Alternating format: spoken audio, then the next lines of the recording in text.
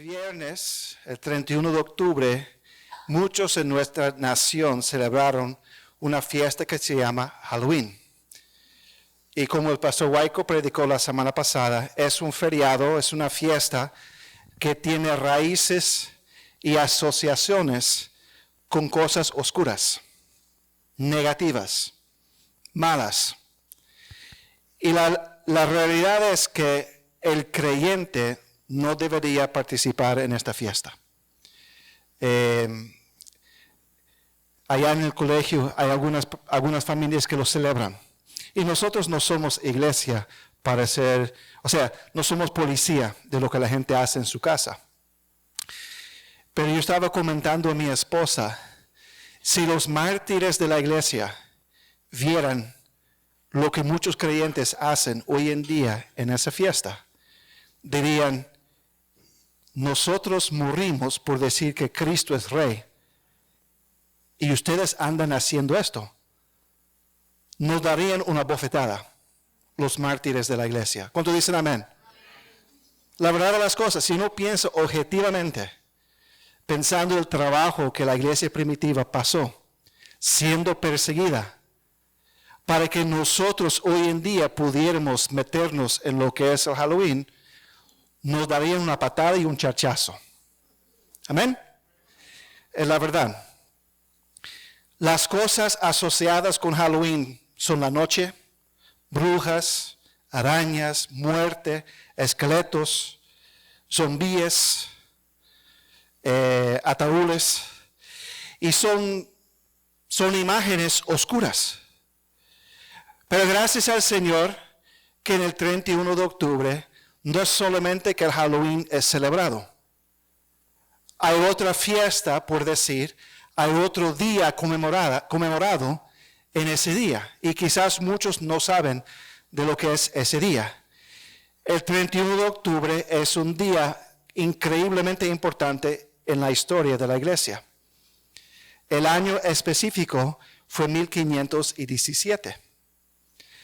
Antes de esa fecha, por lo general, había gran oscuridad espiritual en Europa. Esto es una lección de historia. Y la Iglesia Católica Romana era la iglesia predominante en toda Europa. Y sus doctrinas, estructura y prácticas ocultaban la luz del Evangelio de Cristo. En vez de simplemente la persona arrepentirse de su pecado y creer en Cristo para recibir salvación, la gente fue enseñada que necesitan pertenecer a la iglesia, porque la iglesia, según la Iglesia Católica, es la única administradora de la gracia de Dios. Decían que ellos tenían que pertenecer a la iglesia y que solamente salvación podría ser hallada en la Iglesia Católica Romana, y que solamente pueden recibir la gracia de Dios a través de sacramentos administrados por la iglesia. Y solamente podrían lograr salvación a través de una mezcla de fe y buenas obras. Y que tiene que trabajar para su salvación. Y que nadie puede decir que es salvo. Amén. El pueblo vivía en oscuridad espiritual. Y había un monje de Alemania llamado Martín Lutero, que también vivía en oscuridad espiritual. Lutero luchaba con el peso de su propio pecado. Y Lutero solamente veía el Señor como su juez. Él no veía la misericordia de Dios. Él no podría entender la bondad de Dios. Él no podría entender la gracia de Dios. Solamente entendía y veía que Dios era un juez esperando el día de juicio. Y él tenía una carga tan grande de su pecado que a veces él se autoflagelaba, ¿se dice así? Tomando un látigo y dándose por la espalda para mortificar literalmente su carne. Y dice que daba tantos golpes que él desmayaba con el dolor. Pero aún así su conciencia no era aplacada.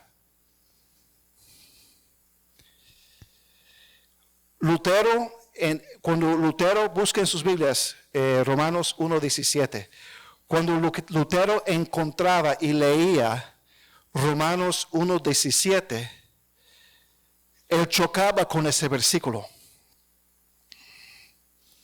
Dice, porque en el Evangelio la justicia de Dios se revela por fe y para fe, como está escrito, mas el justo por la fe vivirá. Y él entendía la justicia de Dios como el juicio de Dios. Que Dios era justiciero y juez.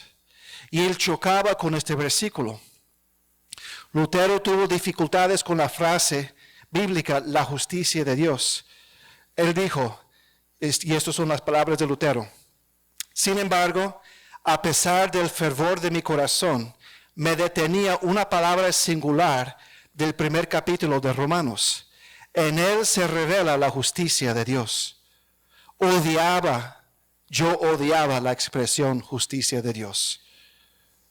Porque según el uso y la costumbre de los doctores católicos de la ley, de teología, me habían enseñado a entenderlo filosóficamente como la justicia formal o activa, según la cual Dios es justo y castiga a los pecadores e injustos.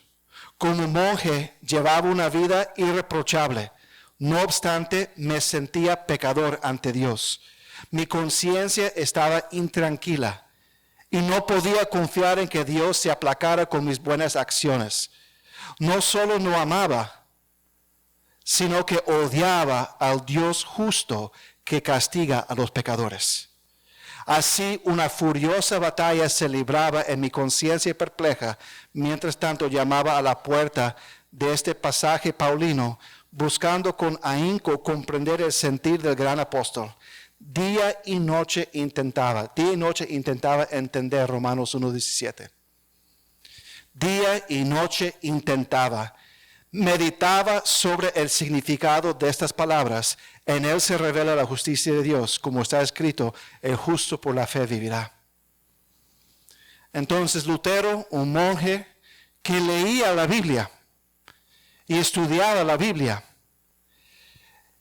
su conciencia estaba tan atacada por el peso de su pecado que él fue enviado por el monje superior en el monasterio, ¿se dice así? Que le envió a estudiar en la universidad y enseñar en la universidad. Y allá él se dedicó aún más a las escrituras. Y fue allá en la universidad cuando el Señor alumbró su mente y su corazón para que él pudiera entender el significado verdadero de Romanos 1:17. La luz del Evangelio llegó a su vida como una chispa, como se dice, un flash. De repente, así, como un relámpago, por decir. Dice Lutero, finalmente Dios tuvo misericordia de mí y comencé a comprender que la justicia de Dios es un don divino, por el cual el justo vive, es decir, por la fe. Y que la frase, la justicia de Dios se revela en el Evangelio, es pasiva, indicando que el Dios misericordioso nos justifica por la fe, como está escrito, el justo por la fe vivirá. Sentí como si hubiera renacido, es porque Él nació de nuevo. Amén. Sentí como si hubiera renacido y entrando en el paraíso. En ese mismo instante, la totalidad de las Escrituras se hizo evidente para mí. Recorrí mentalmente las Escrituras hasta donde pudiera recordarlas, buscando analogías en otras frases, como la obra de Dios por la cual nos fortalece, la sabiduría de Dios por la cual nos hace sabios, la fuerza de Dios, la salvación de Dios, la gloria de Dios. Con la misma intensidad con la que antes odiaba la expresión la justicia de Dios, ahora alababa con amor esta palabra tan grata. Este pasaje de Pablo se convirtió para mí en la puerta misma del paraíso.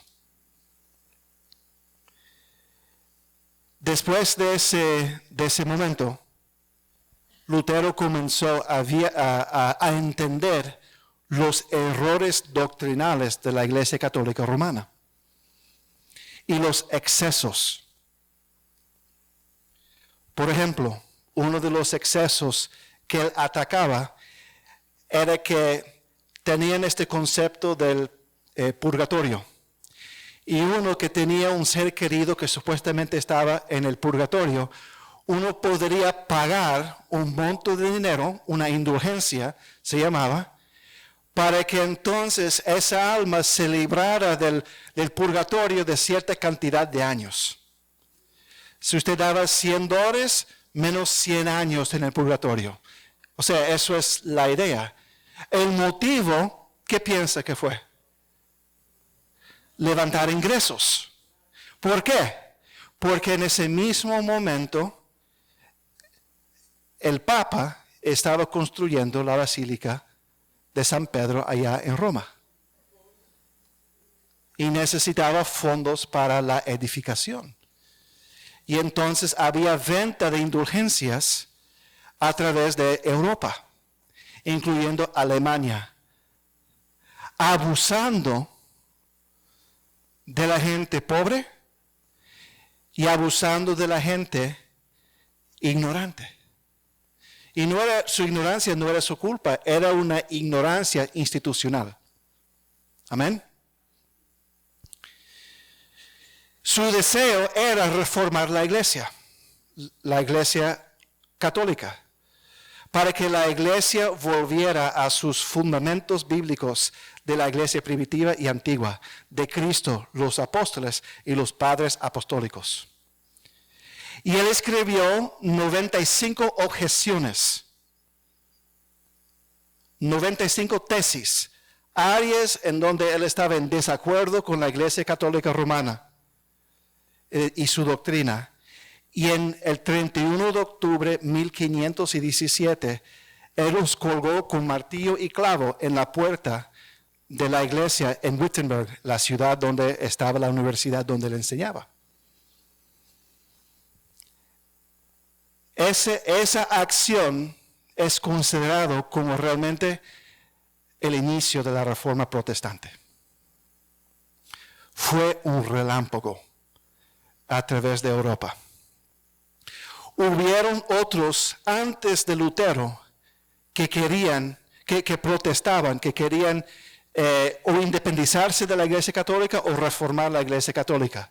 150 años antes había Jan Hus en la República Checa, que es lo que es hoy en día la República Checa. Y él fue brutalmente asesinado por la Iglesia tradicional.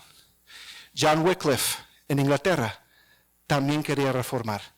William Tyndale también en Inglaterra quería reformar. Habían otros que antes de Lutero que querían reformar o independizarse de lo que era la iglesia tradicional institucional. Pero Lutero es considerado realmente como el inicio de lo que es la Reforma Protestante.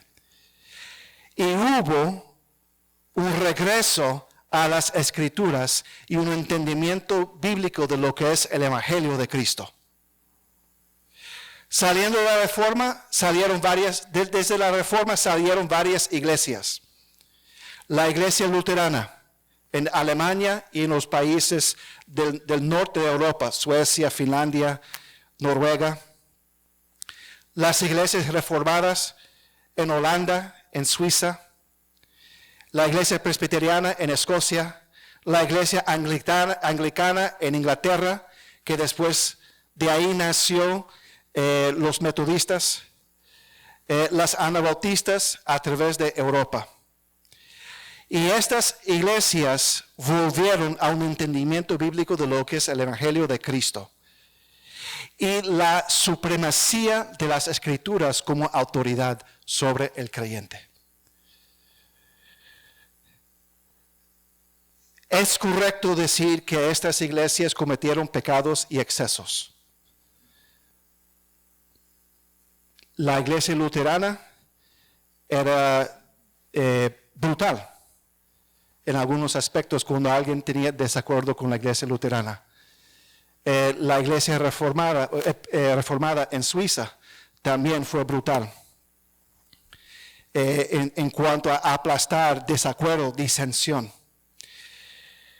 Pero la verdad de las cosas, estas iglesias y la reforma protestante hicieron contribuciones muy grandes a lo que es la fe cristiana, la fe bíblica cristiana, del cual nosotros somos herederos hoy en día. ¿En qué sentido? Uno de los énfasis de los protestantes, de los luteranos, los anglicanos, los presbiterianos, era la necesidad de que la Biblia fuera traducida y puesta en manos del hombre común. Nuestra Biblia, la traducción que tenemos, levántelo en alto. ¿Cómo se llama? Reina Valera. Reina tradujo la Biblia del griego y del hebreo en español, directamente al español. Y él era luterano, español. Valera después se llamaba la Biblia del oso, creo que se llamaba.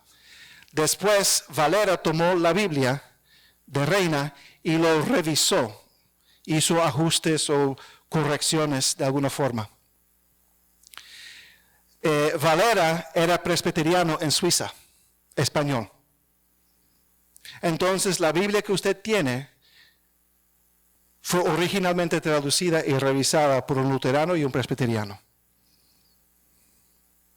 Y demos gracias a Dios. Lutero tradujo la Biblia de griego y hebreo al alemán. Y recuerda el testimonio que el pastor mencionó, creo que fue la semana pasada, de que cuando él estuvo encerrado en una torre porque estaba perseguido y se dedicó a traducir la Biblia, el mismo diablo le apareció. ¿Por qué? Porque el diablo no quiere la Biblia en manos de la gente. Y él lo tradujo al alemán. La Biblia que tenemos en inglés fue traducido por anglicanos. El King James fue traducido por anglicanos. ¿Qué quiero decir con esto? Que hicieron grandes contribuciones. Los himnos que nosotros cantamos, varias de ellas por protestantes. Sublime Gracia, anglicano. O que tuviera lenguas mil, anglicano, metodista. Fuente de vida eterna, anglicano. Castillo fuerte es nuestro Dios, luterano. Estoy bien con mi Dios, presbiteriano. Alabar al gran rey, presbiteriano. El movimiento de misiones moderna fue iniciado por protestantes. De salir y predicar en otras naciones, comenzando en el siglo XVIII, fue protestantes. William Carey salió de los puritanos, que salió de los anglicanos. Y él es considerado como el padre de las misiones modernas, y él fue a la India. Grandes obras de literatura cristiana que son leídos por muchos hoy en día. El progreso del peregrino, por John Bunyan, puritano y bautista. El paraíso perdido, anglicano. Con todo lo dicho, el 31 de octubre de 1517 fue un día en que la luz del Evangelio comenzó a resplandecer en Europa y a través del mundo. ¿Cuándo dicen amén? Amén. Entonces, ¿dónde está la hermana Josie? Hay un buen aspecto del 31 de octubre. Amén. A pesar de que Josie nació ese día, la reforma protestante comenzó ese día también. ¿Cuándo dicen amén? Amén. 31 de octubre es el cumpleaños de Josie.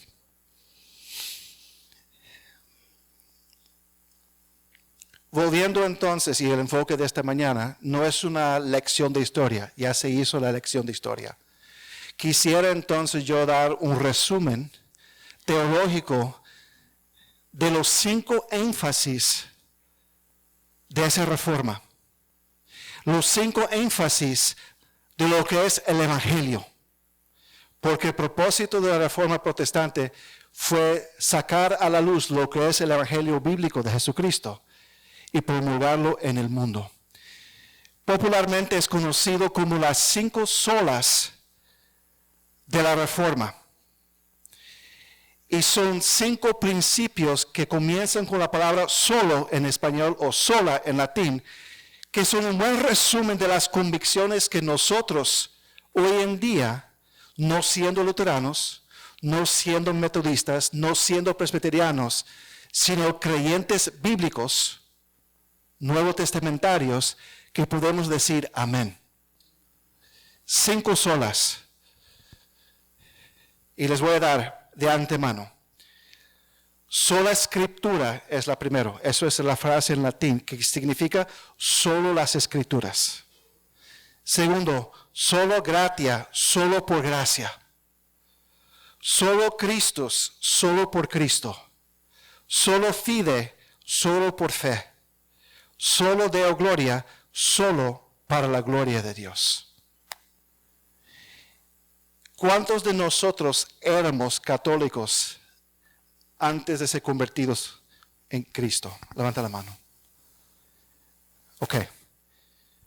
En mi propia jornada de ser creyente, yo tuve que luchar con estos 5 puntos. El Señor me despertó, me abrió los ojos, me convenció de estos 5 verdades y era necesario entonces para dejar lo que era la iglesia tradicional. Yo pasé 1 año, hermano Eliezer, 1 año después de creer en Cristo. Yo quería reconciliar, yo quería ser un buen católico. Yo quería ser para agradar a mis padres porque no quería ofender a mis padres. Y yo pasé 1 año con la Biblia en la mano izquierda, porque yo soy sordo, o zurdo y sordo. Y cojo también ahora. Con la Biblia en la mano izquierda y el catecismo de la Iglesia Católica en la mano derecha. Y yo pasé 1 año tratando de reconciliar a los dos. Y llegué a un punto que no podía. Pero fue cuando fui convencido, sin saber de este resumen así, ser convencido de estos 5 puntos. Y entre la mañana y la tarde vamos a aprender a estos 5 puntos. Y para muchos de nosotros son 5 verdades que nosotros tuvimos que aprender y aceptar para despegarnos de la iglesia tradicional y para creer en Cristo. Amén. Entonces, vamos a orar. Padre, Señor, gracias, Señor, por esta mañana. Gracias, Señor, por su amor, por su misericordia, por su bondad. Y pedimos, Señor, que nos hable a través de la exposición de las Escrituras. Gracias, Señor, por este día. Gracias por este momento. Deme claridad de ideas y claridad en mi comunicación. En el nombre de Jesús. Amén. Primero, sola escritura. Solamente las Escrituras.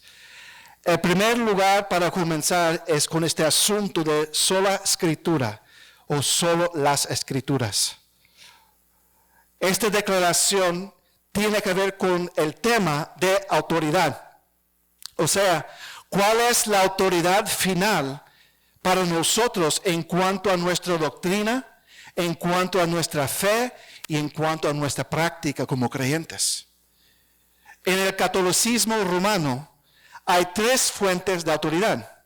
Hay 3 autoridades. Y creo que estoy siendo sincero y honesto en lo que yo voy a decir acerca del catolicismo. Si alguien me quiere corregir, después del servicio me corrige. Pero en el catolicismo romano hay 3 fuentes de autoridad. Los católicos creen que sí, la Biblia es palabra de Dios. Y creen que es inspirada, inerrante, como nosotros creemos. Ellos sí creen que el Señor habló al hombre a través de las Escrituras. Ahora, su concepto de lo que son las Escrituras es más amplia que nosotros, en el sentido que nosotros creemos en el Antiguo Testamento y también el Nuevo Testamento, y ellos también, pero también ellos creen en los libros apócrifos, que son unos libros que fueron escritos en el periodo intertestamentario entre el Antiguo Testamento y el Nuevo Testamento. Nosotros no creemos que son inspirados. Pueden ser interesantes, nunca lo he leído. Eliezer, ¿usted los ha leído? Nunca los he leído. Pueden ser interesantes, pero no son autoritativos. Los judíos no los consideran como autoritativos, no parte del canon de las Escrituras. Pero primero, ellos creen que una autoridad es la Biblia. Segundo, los católicos también creen que la tradición de la iglesia, lo que dijeron los padres apostólicos, los padres de la iglesia y lo que la iglesia ha enseñado y practicado, la tradición de la iglesia es autoridad. Y ellos tienen entonces una tercera autoridad. Creen que la autoridad final sobre las Escrituras y sobre la tradición es la iglesia en cuanto a su liderazgo en el Papa, me cuesta decir, el Papa. En cuanto al Papa y el concilio de los cardinales, se llama el magisterium en inglés, de la iglesia. O sea, el Papa es la autoridad final en cuanto a la doctrina y la práctica de la iglesia. 3 autoridades. Considéralo como un triángulo. Biblia, tradición, pero sobre todo, Papa, magisterio, se puede decir. La Reforma Protestante y también otros movimientos evangélicos antes de la Reforma Protestante rechazaban la autoridad de la iglesia y la autoridad de la tradición. Lutero y los otros reformadores articularon un punto de vista en el cual solamente las Escrituras es la autoridad final. La tradición puede ser interesante. Lo que dice un líder espiritual puede ser interesante y tener cierto peso, pero la autoridad final y exclusiva para el creyente es la palabra de Dios. Solamente las Escrituras, sola Escritura, solamente las Escrituras. Vamos a mirar algunos pasajes. Busque 2 Timoteo 3:14. 2 Timoteo 3:14. Las Escrituras son suficientes para enseñarnos cómo ser salvos. Las Escrituras son suficientes y autoritativos para enseñarnos cómo ser salvos. ¿Quiénes somos delante de Dios? ¿Qué va a pasar con nosotros delante de Dios? ¿Y cuál es nuestra esperanza? Las Escrituras son suficientes y autoritativos para enseñarnos acerca de la salvación. Según Timoteo 3:14 al 15.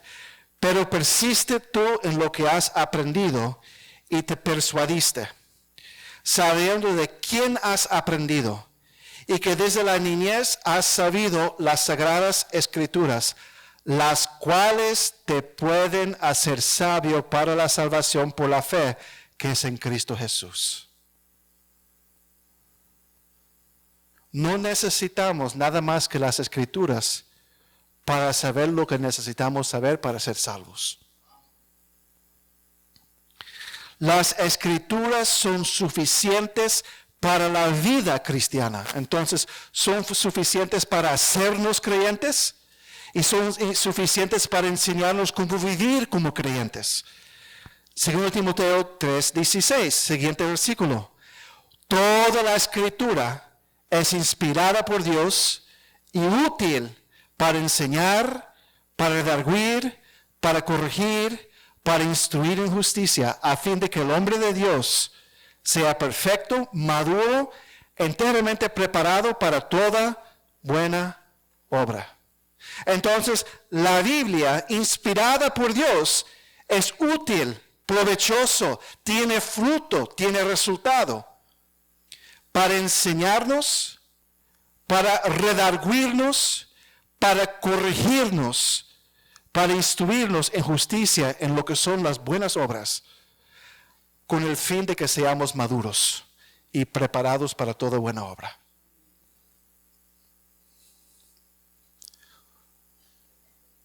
Lo que usted tiene en sus manos en este momento es suficiente.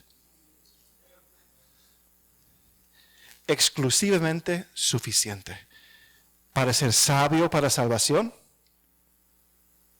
y para poder entonces vivir en salvación. Las Escrituras también son el medio que Dios ha usado para revelar Cristo y para que los hombres conozcan la verdad. Romanos 16, 25.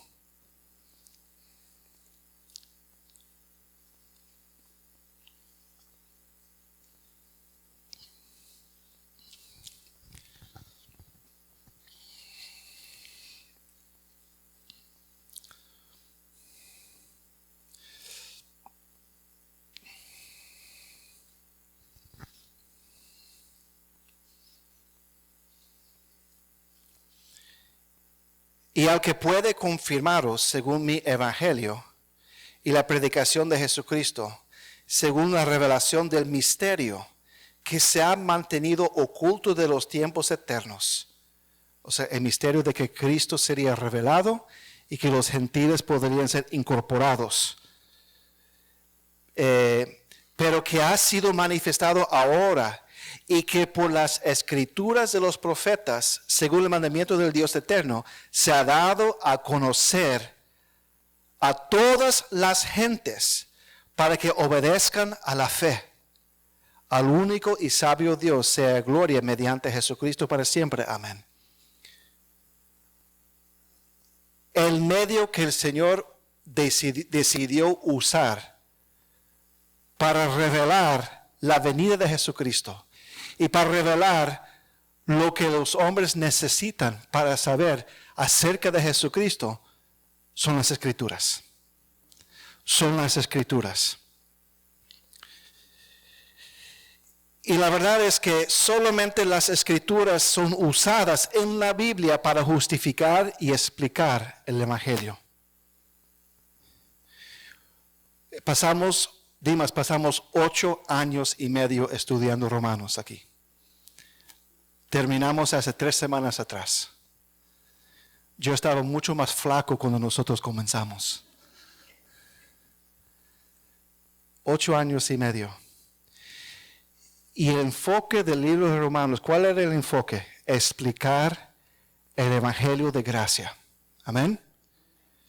Y Pablo dialogando con un judío imaginario. Porque el judío no podía entender lo que era gracia, eran solamente obras que entendía. Y había un diálogo entre Pablo y este judío imaginario. ¿Y qué usaba Pablo como autoridad para persuadir a este judío imaginario? Usaba la Biblia. Pasaje tras pasaje tras pasaje del Antiguo Testamento. Tantas veces que nosotros examinamos el uso de pasajes del Antiguo Testamento. Un ejemplo en Romanos 4, explicando que Abraham fue contado como justo porque creó al Señor. El inicio de Romanos capítulo 4. Entonces, la Biblia, Pablo apelaba no a lo que Pedro decía. Amén. Pablo no apelaba a lo que Felipe decía, o Natanael decía, o otro apóstol decía. ¿Cuál era la autoridad al cual apelaba Pablo en el libro de Romanos? La Biblia. ¿Por qué? Porque la Biblia es la única fuente de autoridad para el creyente. Entonces, Pablo vez tras vez apelaba a la Biblia. Podemos seguir mirando pasajes, Pero lo más importante para nosotros entender es que en la Reforma Protestante hubo un regreso, hubo una vuelta a la primacía de las Escrituras como fuente de doctrina y de práctica para la iglesia. Solamente las Escrituras. Esto no significa que tradición y aún lo que dice el liderazgo de una iglesia no tiene cierta autoridad en nuestro entendimiento de las Escrituras o de verdad. Hacemos cosas en nuestra iglesia y en las iglesias producto de tradiciones. Por ejemplo, nosotros tenemos tradición de que hacemos la Santa Cena un mes sí, un mes no, cada 2 meses. Pero otras iglesias tienen otras prácticas. Algunas lo hacen cada semana. Otras iglesias lo hacen 2 veces al año. Hay diferentes prácticas. Tenemos tradiciones y puede haber buenas razones de por qué una iglesia hace la Santa Cena como lo hace. Por ejemplo, nosotros no anunciamos cuándo vamos a hacer la Santa Cena. No lo anunciamos. ¿Sabe por qué? No es porque somos desorganizados y desordenados. Usted puede reír. Puede reír. No es eso.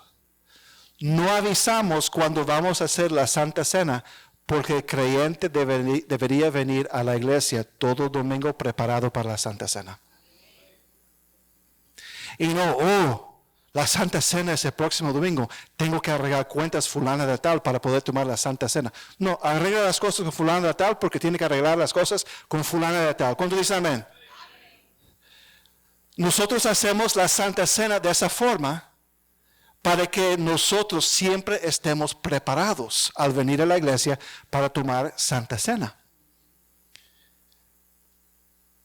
Y es tradición y tiene cierto sentido. Pero ¿puedo yo dogmatizar que eso es la manera que otras iglesias deberían hacerlo? No. ¿Por qué? ¿Cuál es la autoridad final? La palabra de Dios. ¿Especifica la palabra de Dios cómo hacer la Santa Cena y cuántas veces? No. No lo especifica. Entonces, tradición puede ser útil y puede mostrar cierta sabiduría, pero al final no es una autoridad. Yo no puedo descalificar una iglesia que yo conozco que lo hace 2 veces al año. No lo puedo, y ellos anuncian cuándo lo van a hacer. Y dan una serie de temas para preparar la congregación para la Santa Cena. Yo no puedo criticar esa forma. ¿Por qué? Porque la Biblia no enseña el cómo, el dónde y de qué manera. ¿Amén? Y también, por ejemplo, busquen sus Biblias Mateo 15. La tradición no es autoritativa y la tradición no puede ir en contra de la Biblia.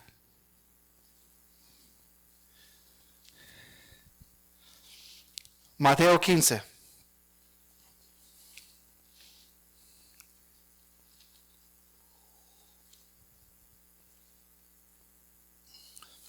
Y esto era el problema que Jesucristo tenía con los fariseos.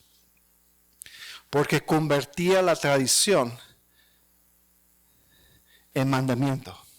Y anulaban los mandamientos de Dios en el proceso. Mateo 15 del 1 al 6. Entonces se acercaron a Jesús ciertos escribas y fariseos de Jerusalén, diciendo: ¿por qué tus discípulos quebrantan la tradición de los ancianos? Porque no se lavan las manos cuando comen pan. Respondiendo él les dijo: ¿por qué también vosotros quebrantáis el mandamiento de Dios por vuestra tradición? Porque Dios mandó diciendo: honra a tu padre y a tu madre. Un mandamiento, la palabra de Dios. Y el que maldiga al padre o a la madre muera irremisiblemente. Pero vosotros decís, el hombre, su tradición dice: cualquiera que diga a su padre o a su madre, es mi ofrenda a Dios todo aquello con que pudiera ayudarte, ya no ha de honrar a su padre o a su madre. Así habéis invalidado el mandamiento de Dios por vuestra tradición. La idea aquí, mis hermanos, es que los fariseos enseñaban una práctica de que los hijos podrían negar a los padres alguna ayuda o apoyo financiero si simplemente dijeran, bueno, todo mi dinero está dedicado como ofrenda para Dios. Entonces, me lavo las manos de usted. Y con esa tradición de los fariseos está invalidando el mandamiento que dice que debemos de honrar a nuestros padres. Y que Jesucristo dice que usted ha convertido tradición en mandamiento y anulado, invalidado el mandamiento de Dios por vuestra tradición. Entonces, tradición puede ser útil, pero no tiene autoridad y no puede contradecir a las Escrituras. ¿Cuándo dicen amén? Entonces, solamente las Escrituras, solo la Escritura. La implicación para nosotros entonces, mis hermanos, es que debemos de coger o tomar en serio la Biblia. Es el libro que usted tiene en sus manos. Gentes murieron para que nosotros tuviéramos la Biblia en nuestras manos hoy en día. No para que quede en su closet y usted lo saca una vez a la semana. La Biblia es para nosotros leer. Es para nosotros estudiar. Y cuando nosotros predicamos algo aquí, usted tiene que indagar a la Biblia. Busque Hechos capítulo 17. Hechos 17. Usted no debe de simplemente creer lo que yo digo acerca de la Biblia. Usted tiene que examinar la Biblia por sí mismo. Esto fue la actitud de los judíos en Berea. Hechos 17:10. Dice, inmediatamente los hermanos enviaron de noche a Pablo y a Silas hasta Berea. Y ellos, habiendo llegado, entraron en la sinagoga de los judíos. Y estos eran más nobles que los que estaban en Tesalónica, pues recibieron la palabra con toda solicitud. Entonces, estaban escuchando. Y espero que usted esta mañana esté escuchando. Amén. Bueno, algunos están durmiendo, me parece. Espero que estén escuchando en esta mañana con solicitud. Pues recibieron la palabra con toda solicitud, escudriñando cada día que Pablo enseñaba en la sinagoga, cada día las Escrituras para ver si estas cosas eran así. Así que creyeron muchos de ellos y mujeres griegas de distinción y no pocos hombres. La implicación de solo las Escrituras, de sola Escritura, es que usted tiene la Biblia en su mano y eso es la regla contra la cual usted tiene que medir todo lo que es enseñado. Amén. La reforma comenzó en Alemania porque Lutero estaba buscando la verdad en la Biblia. Y el Señor le hizo entender el Evangelio. Y él entendió. Y no solamente entendió, él obedeció. Y él fue ferozmente perseguido. Pero las Escrituras era su única autoridad al final. Realmente el hombre tenía mucha valentía. Tenía mucha valentía. ¿Usted puede imaginarse ir en contra de una iglesia institucional como esa, con todos los poderes del ejército? Y él dice, solamente la Biblia es autoritativo, solo las Escrituras. Y hermanos, nosotros creemos, no somos luteranos, no somos presbiterianos, somos creyentes bíblicos. Pero creemos solamente las Escrituras. ¿Cómo dicen amén? Amén. Segundo, sola gratia, solo por la gracia. Solo por la gracia. Ahora que entendemos que nuestra autoridad final para la verdad, solamente las Escrituras, solo las Escrituras, ahora tenemos que considerar, bueno, ¿qué dice las Escrituras entonces? Amén. Tenemos que entender qué dice las Escrituras. Y las preguntas más importantes de la vida que tenemos que buscar respuesta en las Escrituras son lo que llamamos las grandes preguntas de la vida. ¿De dónde vine? ¿Quién soy? ¿Quién soy yo? ¿Por qué estoy aquí? ¿Hacia dónde voy? Y las Escrituras nos enseñan que somos creación de Dios, pero creados a la imagen y semejanza de Dios. Somos portadores de su semejanza, significando que somos seres racionales y morales. O sea, somos seres que pensamos y también sentimos lo correcto y lo incorrecto. Podemos tener juicio de lo que es correcto, bueno o incorrecto o malo. Nuestros primeros padres, Adán y Eva, fueron creados por Dios con rectitud moral. ¿Qué significa? Tenían la capacidad de elegir en su libre albedrío, elegir entre el bien y el mal. Y el Señor les dijo, no comes de ese árbol, del árbol de la ciencia del bien y del mal, porque ciertamente morirás. Y ellos tenían la capacidad de obedecer, la rectitud moral. ¿Y qué hicieron? Eligieron mal. Eva fue engañada por la serpiente, Satanás, y tomó y codició y comió.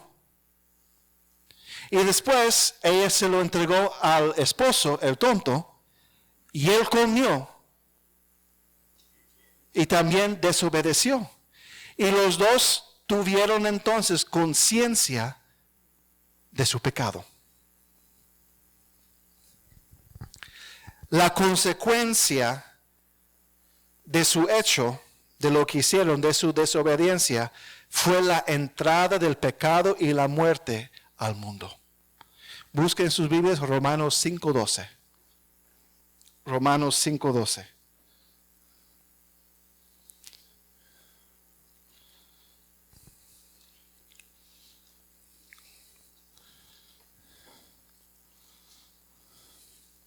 Por tanto, como el pecado entró en el mundo por un hombre, y por el pecado la muerte, así la muerte pasó a todos los hombres por cuanto todos pecaron. Nosotros somos pecadores por naturaleza, debido a la desobediencia de Adán y Eva. Adán, como nuestro representante, pecó. Él fue corrompido por el pecado y esa corrupción pasó a nosotros, siendo seres físicos corruptos también. Todos los hombres por naturaleza son pecadores y resisten a Dios. Busca Romanos 1:18. Romanos 1:18.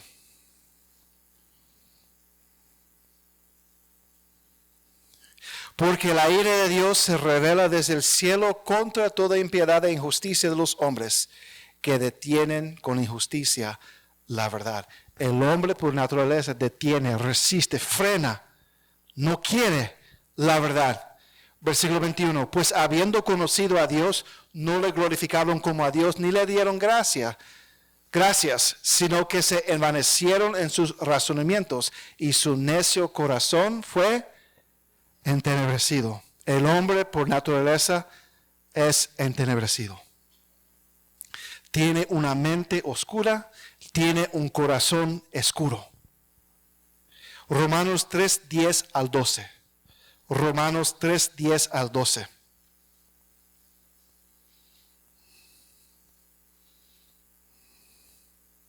Como está escrito, no hay justo ni aun uno. O sea, no hay ningún justo en el mundo. Nadie que merece el cielo por sus propios hechos. No hay nadie que es justo. Ni aun uno. No hay quien entienda. No hay quien busque a Dios. Todos se desviaron. A una se hicieron inútiles. No hay quien haga lo bueno. No hay ni siquiera uno. No hay nadie que pueda hacer lo bueno para merecer salvación. Y el hombre por naturaleza no quiere a Dios. Resiste a Dios. ¿Cuántos aquí, cuando alguien le predicó la primera vez, usted no quería escuchar nada de lo que decían? Amén. Usted resistía. Le molestaba, ¿cierto?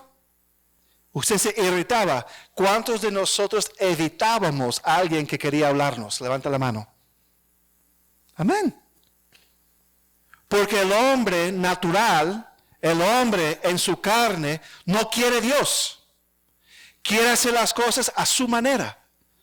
El hombre natural cree que él puede, que él sabe y que él alcanza. Y todo lo puede hacer. Y el resultado es que es un fracaso. Y su vida es un desastre. Y su vida está lleno de pleitos y de amargura y de enojo y de pecado. El hombre natural no percibe las cosas espirituales. Busca 1 Corintios 2.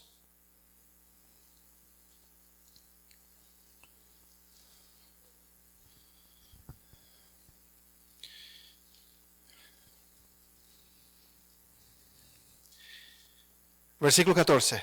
Pero el hombre natural no percibe las cosas que son del Espíritu de Dios, porque para él son locura. ¿Cuántos de nosotros pensamos que los cristianos eran unos locos? Amén.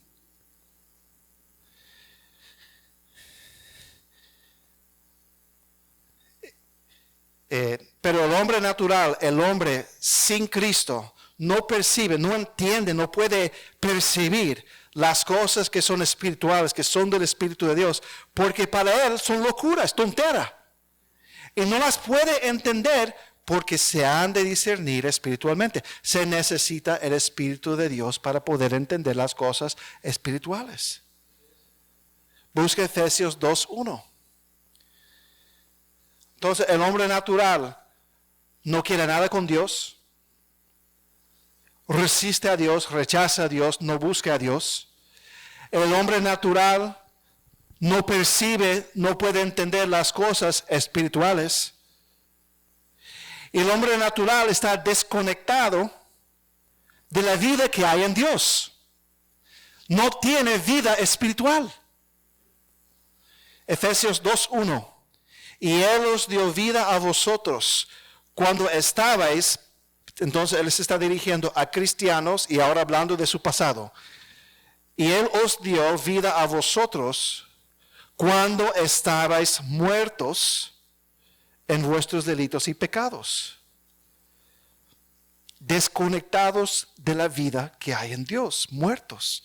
Versículo 2, en los cuales anduvisteis en otro tiempo, estos delitos y pecados, siguiendo la corriente de este mundo, haciendo lo que hace este mundo, conforme al principio de la potestad del aire, conforme a Satanás, el espíritu que ahora opera en los hijos de desobediencia, entre los cuales también todos nosotros vivimos en otro tiempo en los deseos de nuestra carne, haciendo la voluntad de la carne y de los pensamientos, y éramos por naturaleza, fíjese, por naturaleza, éramos hijos de ira, o sea, gente esperando y mereciendo la ira de Dios.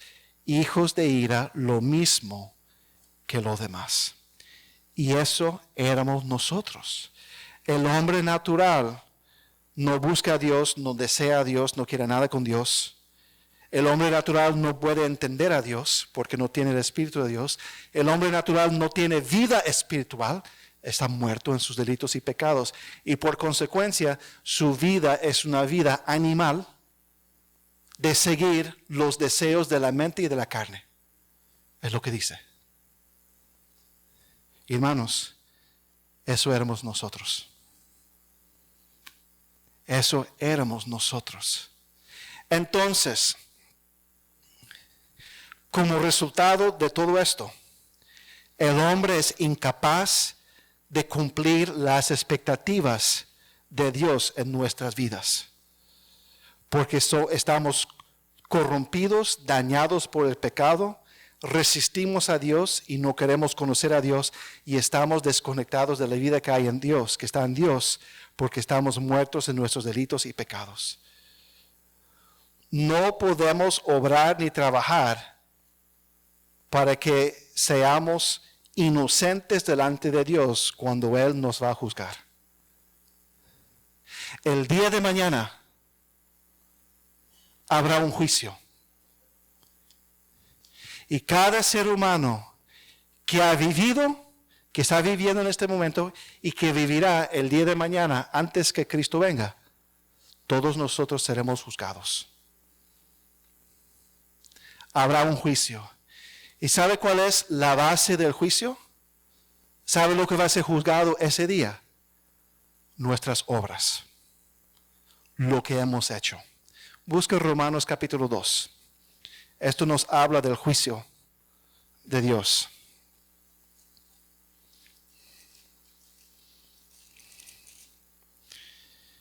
Versículo 5.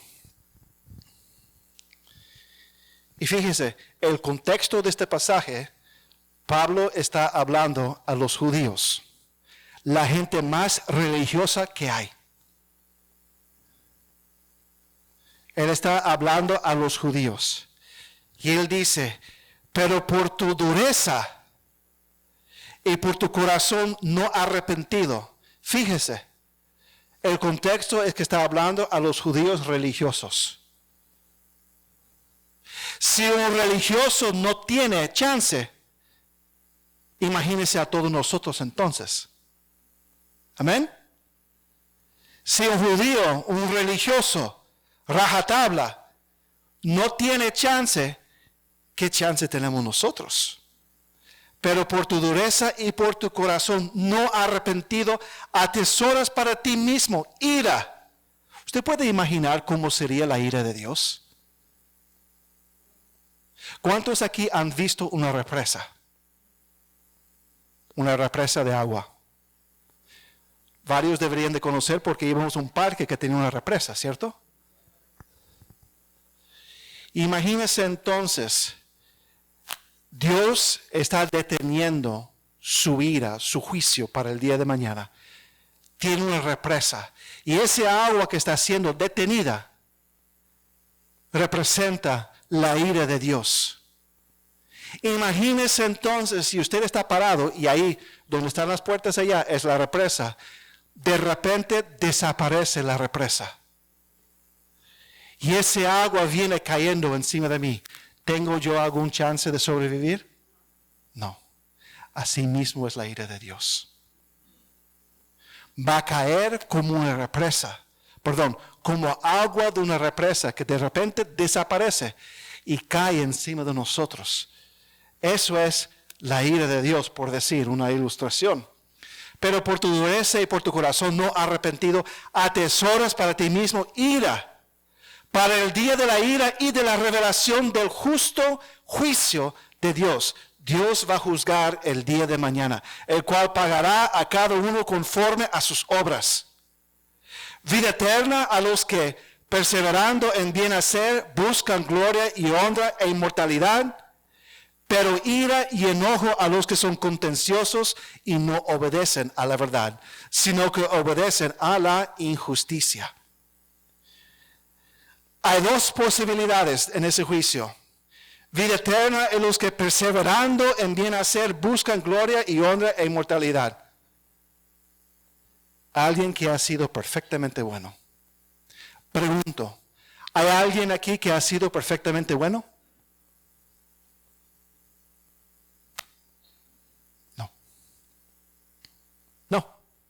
No hay nadie. Pero ira y enojo va a recibir ira y enojo a los que son contenciosos y no obedecen a la verdad, sino que obedecen a la injusticia, a las malas obras. ¿Quiénes aquí han desobedecido a la verdad?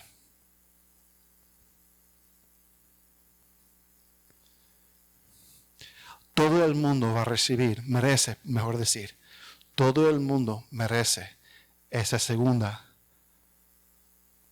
posibilidad. Ira y enojos sobre los que son contenciosos. Todos nosotros somos contenciosos aquí. Contendemos con Dios. Y no obedecemos a la verdad, sino obedecemos a la injusticia, a las malas obras. Preferimos hacer eso porque es nuestra naturaleza. Ninguno de nosotros somos perfectos y ninguno de nosotros somos capaces de lograr y merecer la eternidad con Dios por nuestra propia fuerza. Nadie aquí es inocente. No hay nadie inocente. No podemos ser justificados, no podemos ser hechos justos, no podemos ser hechos inocentes por nuestras propias obras, por las obras de la ley. Busque Romanos 3:19 al 20.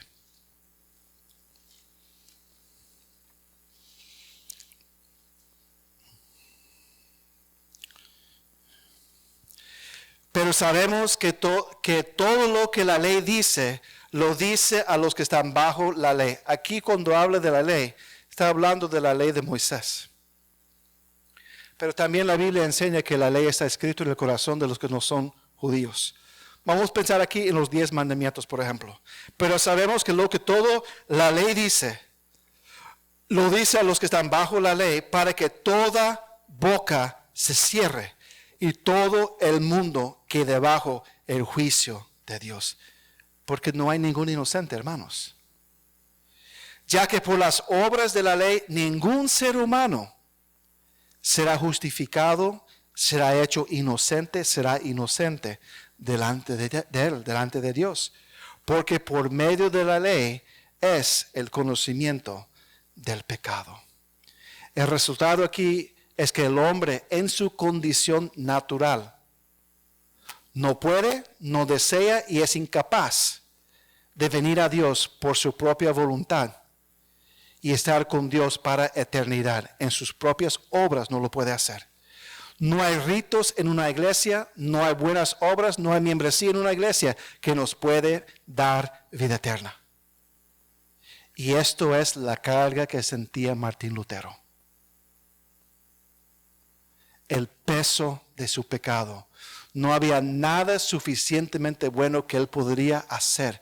No había suficientes golpes en la espada que él podría dar que iba a ser suficiente para aplacar la ira de Dios.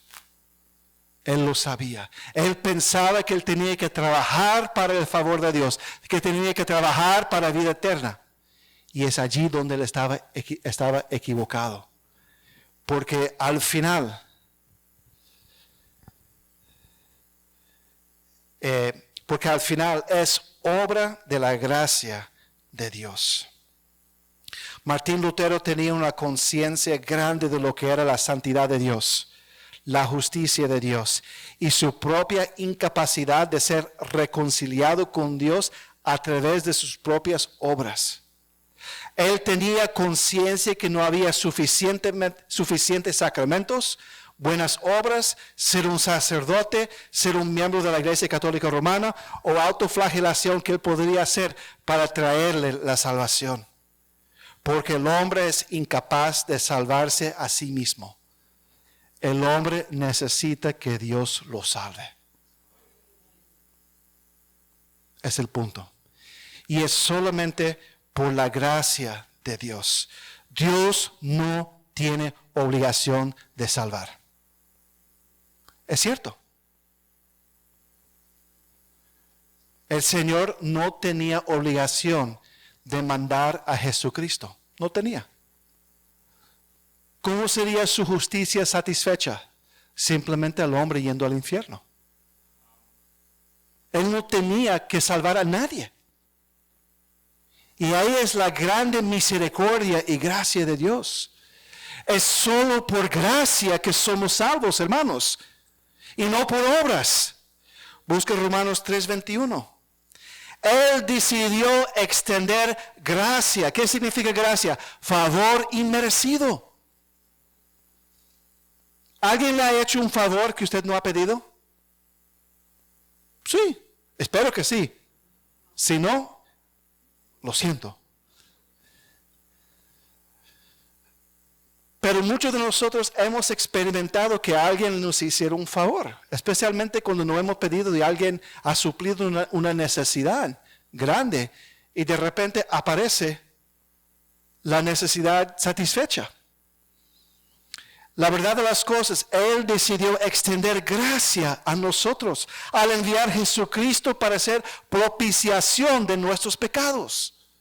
Romanos 3:21. Acabamos de leer el 20. Ahora, pero, gracias a Dios por los peros. Y los perros también. Pero ahora, aparte de la ley, o sea, por otro camino, aparte de la ley, se ha manifestado la justicia de Dios, testificada por la ley y por los profetas, o sea, en la Biblia, las Escrituras.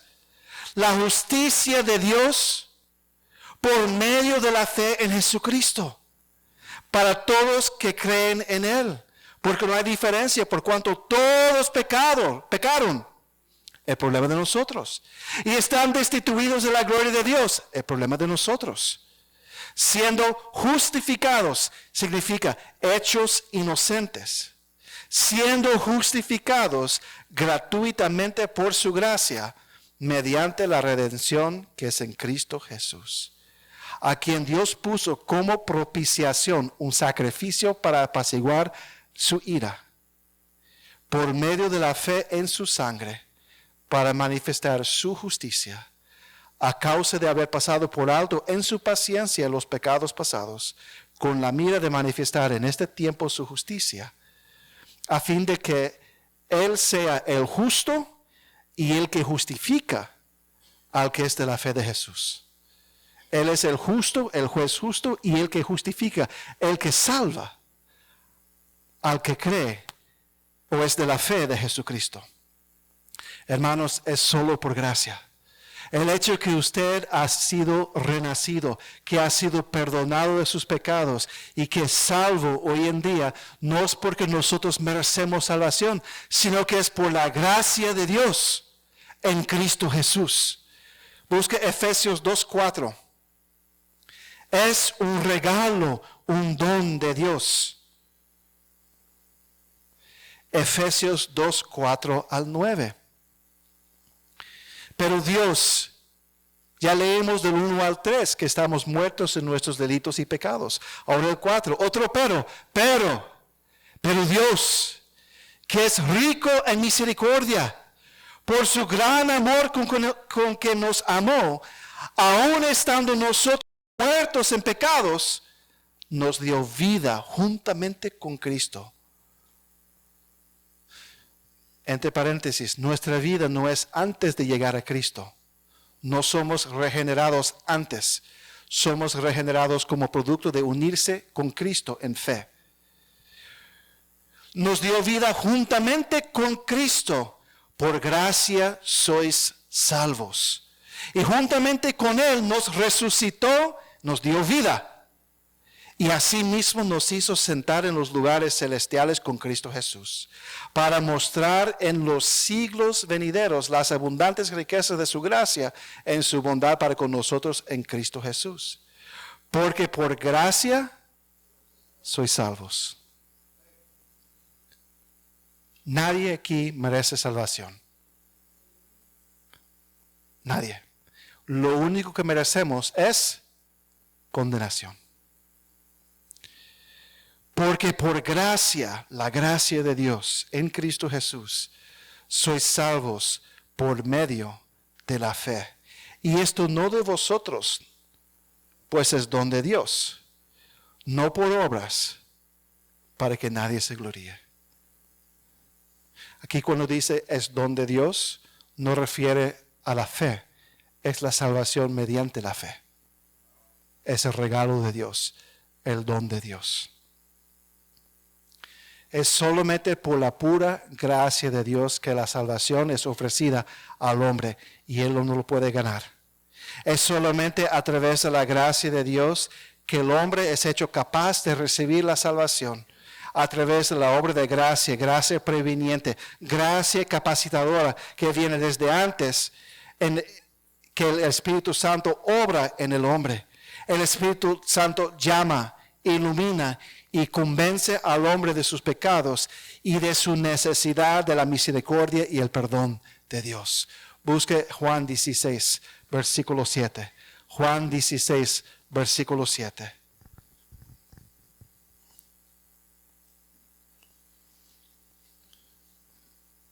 Pero yo os digo la verdad, os conviene que yo me vaya, porque si no me fuera, el Consolador, el Espíritu Santo, no vendría a vosotros. Mas si me fuere, os lo enviaré. Y cuando Él venga, convencerá al mundo de pecado, de justicia y de juicio. De pecado, por cuanto no creen en mí. De justicia, por cuanto voy al Padre y no me veréis más. Y de juicio, por cuanto el príncipe de este mundo ha sido ya juzgado. El punto principal aquí, mis hermanos, es que como resultado de la reforma protestante, hubo un descubrimiento o recubrimiento se puede decir, recovery, un descubrimiento de la perspectiva bíblica de que nosotros no podemos salvarnos a nosotros por obras, por lo que hacemos, sino que es a través de la gracia de Dios, su favor inmerecido, cuando Él ofrece perdón y vida eterna a los que creen en Cristo. Primero, solamente las Escrituras. Segundo, solamente por gracia. Nada podemos hacer para ser salvos. Tercero, ¿desayunaron?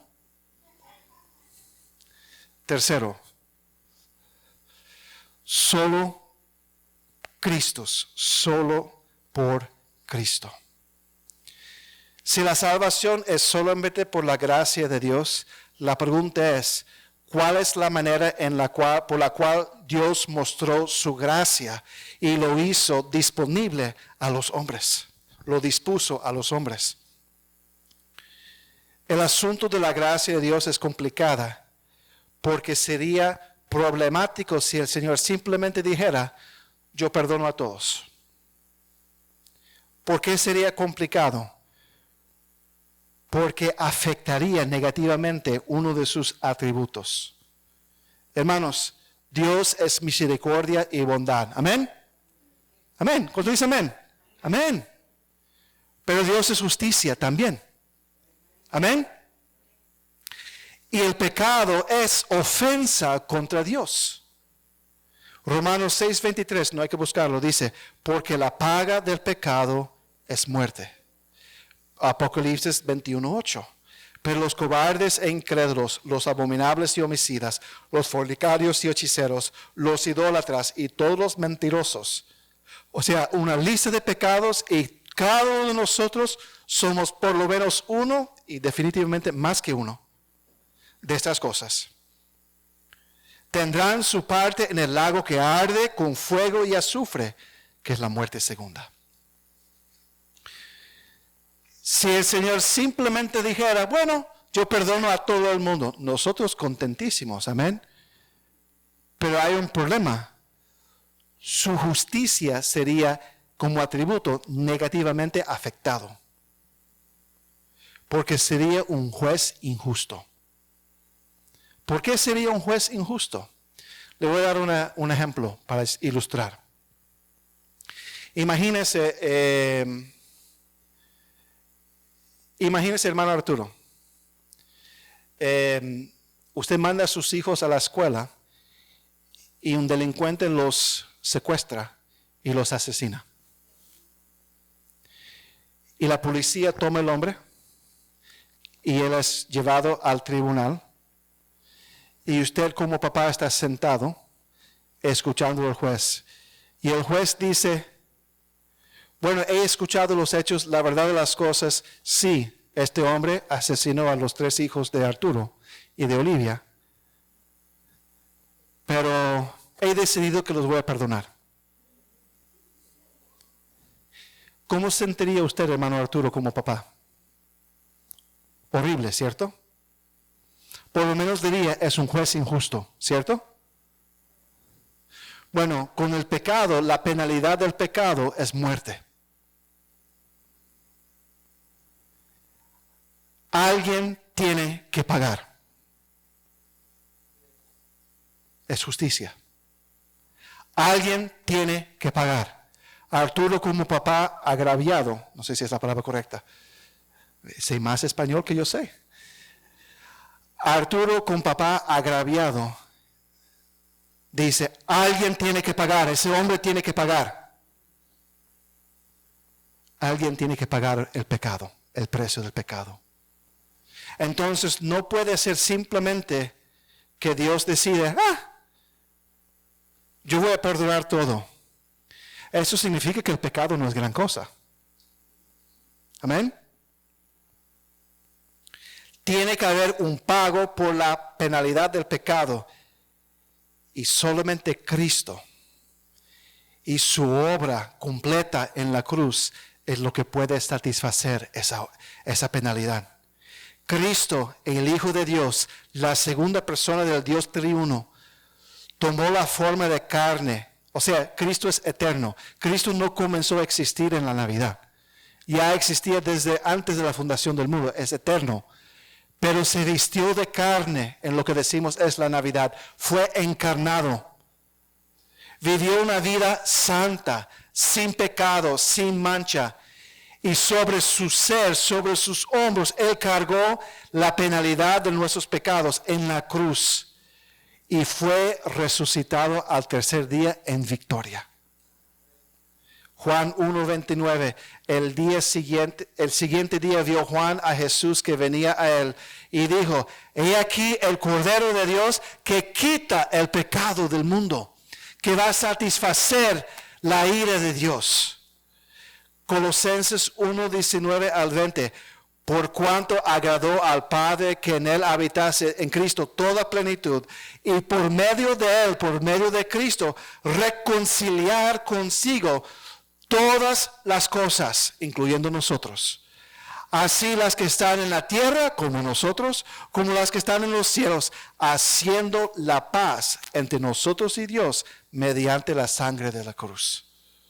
Colosenses 2:13 al 15. Y a vosotros, estando muertos en pecados y en incircuncisión de vuestra carne, os dio vida juntamente con él, perdonándoos todos los pecados, anulando el acta de los decretos que había en contra de nosotros, anulando la sentencia en contra de nosotros,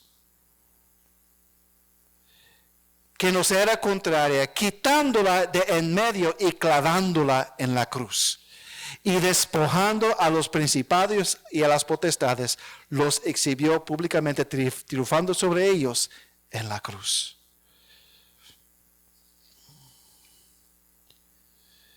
Aquí vemos entonces en Cristo la misericordia y la justicia de Dios satisfechas en una persona y en una obra, en Jesucristo en la cruz.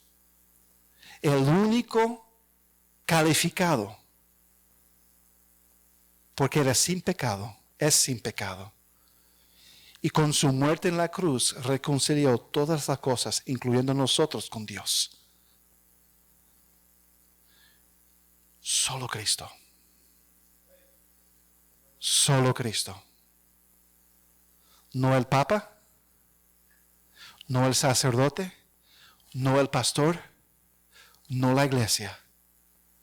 La iglesia no murió por sus pecados. Solo Cristo. El único objeto de nuestra fe, el único instrumento de gracia calificado que Dios ha usado es Jesucristo. No la Virgen María, no a los santos, a nadie. Solo Cristo. Solo en Cristo hay salvación para el hombre. Solo en Cristo hay perdón de pecados. Él dice en Juan 14:6, Jesús le dijo, yo soy el camino y la verdad y la vida. Nadie viene al Padre sino por mí. Solo Cristo. Filipenses 2:9-11. Por lo cual Dios también le exaltó a Cristo hasta lo sumo, y le dio un nombre que es sobre todo nombre, para que en el nombre de Jesús se dobla toda rodilla de los que están en los cielos y en la tierra y debajo de la tierra, y toda lengua confiese que Jesucristo es el Señor, para gloria de Dios Padre. Si usted resiste doblarse la rodilla a Jesucristo, no te preocupes, porque el día de mañana usted lo va a hacer. Pero va a hacer a la mala y no a la buena. Porque todos, creyentes e incrédulos, van a doblar la rodilla y tener que admitir que Cristo es el Señor, para gloria de Dios Padre. Hechos 4:12 dice, y en ningún otro hay salvación. Esto es Pedro predicando. Y en ningún otro hay salvación, porque no hay otro nombre bajo el cielo dado a los hombres en que podamos ser salvos. Solo Cristo. Y la obra de Cristo fue final y suficiente. No requiere nuestras obras adicionales porque somos pecadores sucios y cochinos. No requiere las obras de nosotros para añadir o traer como resultado nuestra justificación. Solo la obra de Cristo. Solo Cristo. Y esa obra fue final y no tiene que ser repetida. En la misa repitan el sacrificio de Cristo. Con no sé cómo decirle, el eucarístico, ¿cómo se dice? Eucaristía. Eso.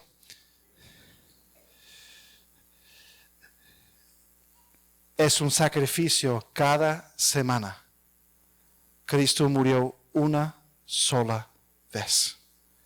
Hebreos 9:27-28 dice, y de la manera que está establecido para los hombres que mueran una sola vez, y después de esto el juicio, entre paréntesis, no hay reencarnación. Así también Cristo fue ofrecido una sola vez para llevar los pecados de muchos, y aparecerá por segunda vez sin relación con el pecado para salvar, para terminar, para culminar lo que es la salvación a los que le esperan. Murió una sola vez y fue suficiente. Solo Cristo. Amén. Solo Cristo. Él ha sido sacrificado una sola vez y es suficiente. No hay necesidad, como en el caso de los animales en el templo del Antiguo Testamento, donde tienen que sacrificar animal tras animal tras animal, día tras día tras día. No, porque Él es el Cordero de Dios, perfecto y sin pecado, que quita el pecado del mundo. Todo lo que yo he compartido hoy día ha salido de las Escrituras. Y las Escrituras son nuestra autoridad final, exclusiva y final. Y la pregunta es, ¿qué vas a hacer con lo que Dios dice?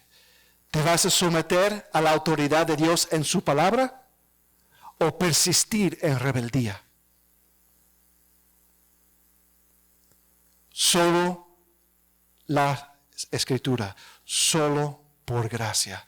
No hay nada que usted ni yo podemos hacer para ir al cielo. Al contrario, hemos hecho un muy buen trabajo para merecer el infierno. Somos muy capacitados para eso. Y todo el mundo merece el infierno. Pero por la gracia de Dios en Cristo Jesús, Él nos ofrece vida eterna. Nos ofrece perdón de pecados. Nos nueva vida. Solamente las Escrituras, solo por gracia, solamente por Cristo. Cree en Jesucristo. Cree en Jesucristo para salvación. Cree en Jesucristo como su Señor y Salvador. Arrepiéntese de su pecado hoy en día. Porque, como leímos en Romanos 2, esa represa, aguantando la ira de Dios, nos está esperando. Y si hemos creído en Cristo, nos quita del camino de la ira de Dios. Pero si no hemos creído en Cristo, ahí vamos a estar. Y ahí entonces sobre nosotros va a caer la ira de Dios.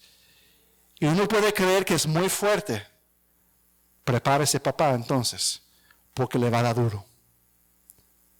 ¿Usted puede imaginar lo que es una eternidad en el infierno?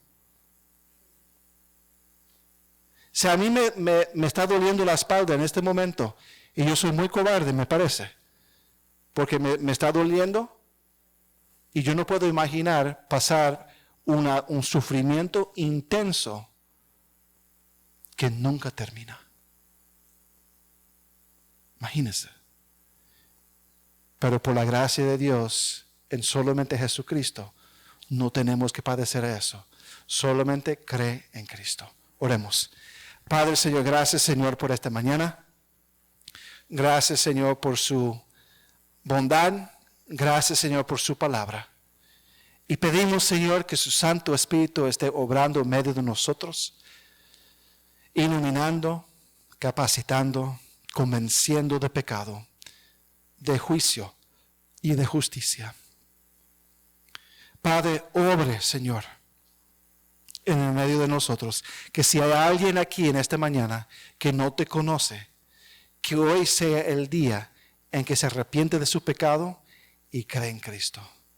Si hay alguien aquí en este lugar o a través de las cámaras que quiere rendir su vida a Jesucristo en fe y arrepentimiento, le animo en este día que levante la mano, no para avergonzarlo, no para avergonzarla, sino para tomar un tiempo, un momento para poder conversar después del servicio y explicar a más profundidad las buenas nuevas de Jesucristo. No es invento mío, sino lo que la Biblia nos enseña. Porque no hay nada que nosotros podemos hacer para merecer el cielo. Es solamente por la pura gracia de Dios y solamente a través de la fe en Jesucristo. Le animo hoy en día que me acerque. Si usted quisiera entender más acerca del Evangelio de Cristo, pido que levante la mano. No le voy a avergonzar. Es simplemente para conversar y orar después. Si usted no conoce a Cristo y está inquieto, preocupado, gracias, Padre. Gracias por este momento. Pedimos su bendición sobre cada hermano y cada hermana. En el nombre de Jesús. Amén. Que el Señor le bendiga, hermanos.